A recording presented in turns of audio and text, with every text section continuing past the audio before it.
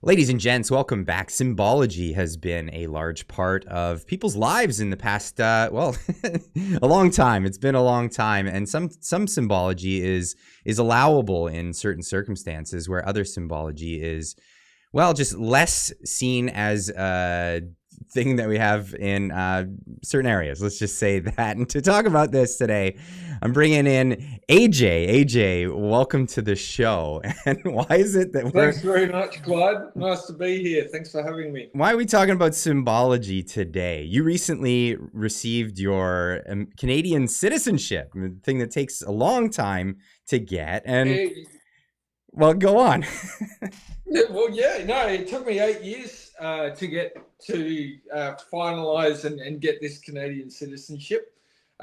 So it did take a long while. It was a lot of effort, a lot of time, a lot of paperwork to put in, yeah. So, from what I understand, now they have these ceremonies. They have to do them virtually. They used to, you go into a room and you're with a bunch of people getting their citizenships. But now they do it virtually. And just tell me the story, 'cause it's just too funny to me. Well, can you see, if you can see behind me here, I have a massive Trudeau flag, which I chose to fly at the ceremony. The ceremony was held virtually, so it was set up exactly in the same way that the camera is set up right now. I had my family here. I had my my partner here and a lovely newborn baby who's only 3 months old, and we were just sitting here.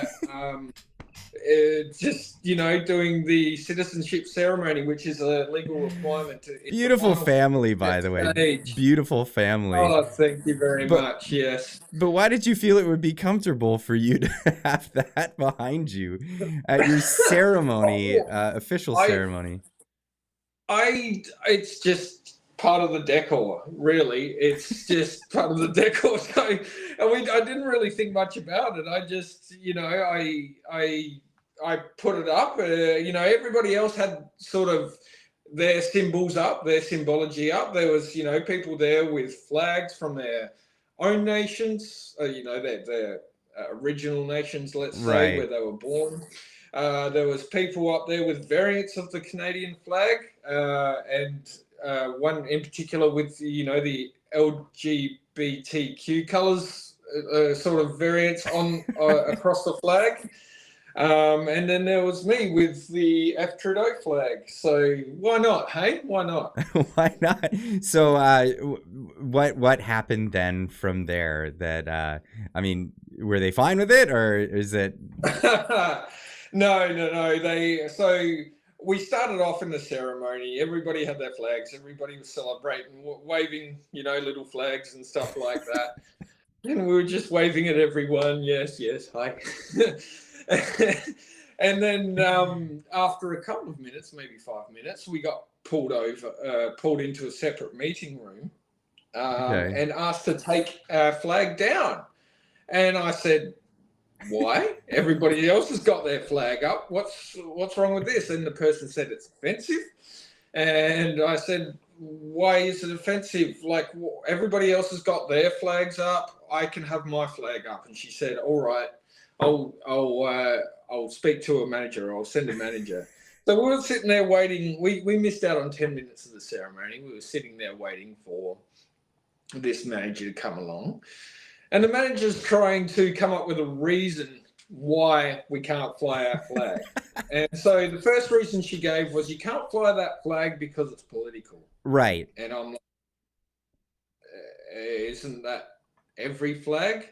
Isn't this entire process of becoming a Canadian citizen one of the most political things you can do?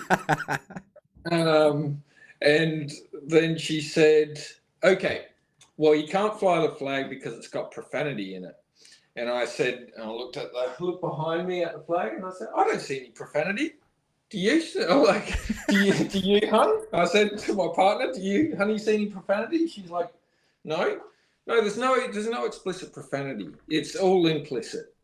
Take that from that flag, that symbol, what you will. Right. And then finally, she said, I can't fly it because it's not conveying a celebratory message, and that's why I can't fly it.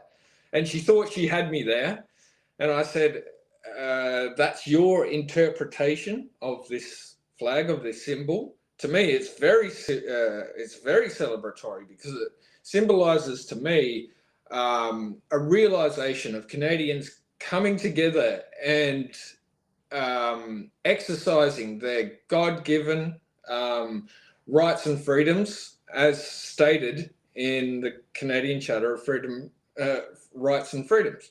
Yeah. So that's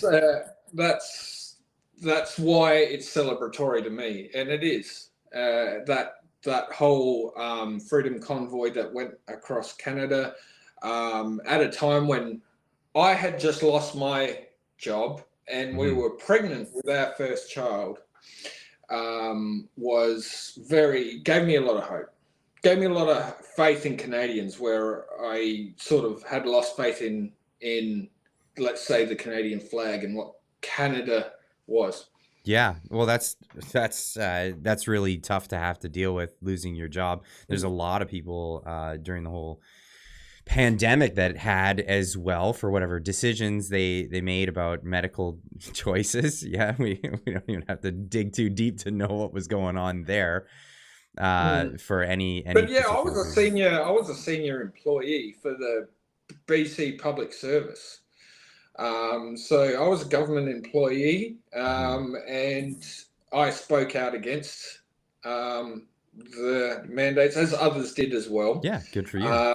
And we managed to form a collective. And now if you go to, I think it's called BCPS for Freedom.ca, or if you look up on Twitter, BC Public Servants for Freedom, that's where you can find them. I'm not speaking for them. I don't represent sort of their views at all, but I'm a proud supporter of that organisation. Oh, okay. So what happened here with your your proclamation of "I'm not going to take the flag down"? Was there any concessions made Okay, in this yeah. whole So thing? I said to her, I said to this woman, first of all, I asked her for her name, because she seemed to be making up all these rules on the spot. Right. Like, nowhere is it written in the invite letter. There's a list of rules there. Nowhere is it written you can't fly, a flag of your choosing. Nowhere on the whole IRCC site, anywhere, is any of these rules written down about whether you can fly what flags you can fly, or anything like that. There's no reference to it whatsoever. So this woman is literally making up her own rules on the spot, because she didn't agree with them. And I said to her, throughout this entire process of becoming a Canadian citizen, which took 2 years from the citizenship process from start to end, and most of that 2 years was taken up verifying whether I could actually speak English. I can speak better English than any Canadian, by the way. I speak the Queen's English. You guys speak American English. Yeah. So, All right.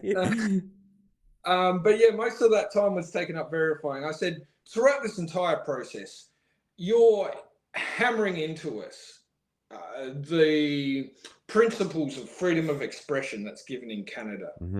And now, at the moment of me becoming a Canadian citizen, you want to take that away, do you? Yeah. Wow. So this is what I said to her. And so she never sent me her name or anything like that. She just said, these are my rules and you must follow them.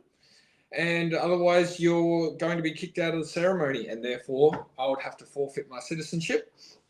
And at that point, I didn't have long to think, but I thought, well, I want to be able to at least lock myself in to be able to fight another day. Yeah. Right. And so in the end,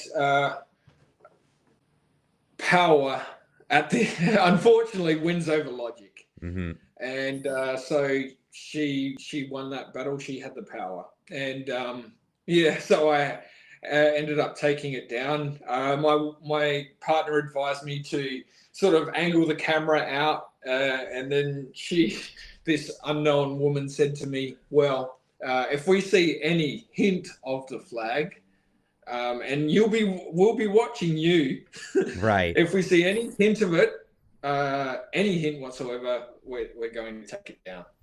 And so we're going to kick you out of the ceremony. So I really was left with no choice because for administrative reasons, I need to become a citizen at this stage. So I did end up taking it down. I didn't want to, but I mean, at the end of the day, at least now I can fight on.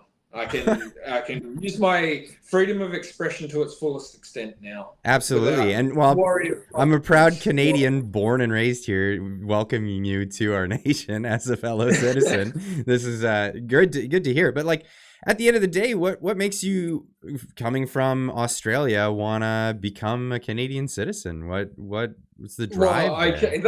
Well, the reasons for that are many and varied and sort of a little bit nuanced. Mm-hmm. But let's start with why I left Australia, and that was just because I had a bad gut feeling, which I couldn't sort of interpret or recognize at the time. Now I can look back and say I know what that gut feeling was, and I can absolutely say I made the right decision. Yeah. And what it was at this time, although I didn't really realize it, was this sort of culture really coming out and evolving outside the bounds of classical liberalism, more sort of fake morality popping up and anger. And this eventually came to be known colloquially as wokeism. Yeah. So it was just due to that. And I mean, you know, now I look at videos from Australia and I see people walking around on the street without a mask and cops are choking them. And I look back and think, well, I made the exact right decision. And other reasons were I just give me the mountains and the snow over the beaches and the sun. That's just my personal preference. I love the nature here. I love the land here. The island is my home. When I first saw this island, I, as a grown man, for the first time, as a grown man, broke down in tears because I knew I'd found my home and I didn't want to leave. So that's, and finally, the third reason is because my partner and my son are here, and they want to remain here. And Canada, although it isn't perfect, is slightly better than Australia. So. You know, those are the reasons I can best describe in the words, in the limitation of words, why I chose to move. Well, if anything, I'm glad I can be another fellow Canadian to say welcome aboard, man. Welcome to the fight, because we have a fight ahead of us, and I'm glad. Although I have been fighting, I've been part of the fight this whole time. Just because I'm a Canadian citizen, it doesn't really change much about who I fundamentally am. Mm-hmm. I've been in this fight since the very beginning. I was one of the first in this entire city to stand up, and along with many others, and we will continue to fight in this socialist centre stronghold of Victoria, BC. Yeah. AJ, where can people find you online? Best off to connect to me on Twitter. I'm AJ of the Wild at @digital_AJ. I'll make sure the links are in the description down below. And thanks for joining me again. No worries, man. Thanks for having me. And stay funny. Stay funny. Keep your sense of humor about it. I think that's the one thing they'll never take from any of us. Cheers, man. No, they won't. They will never take my spirit, no matter what.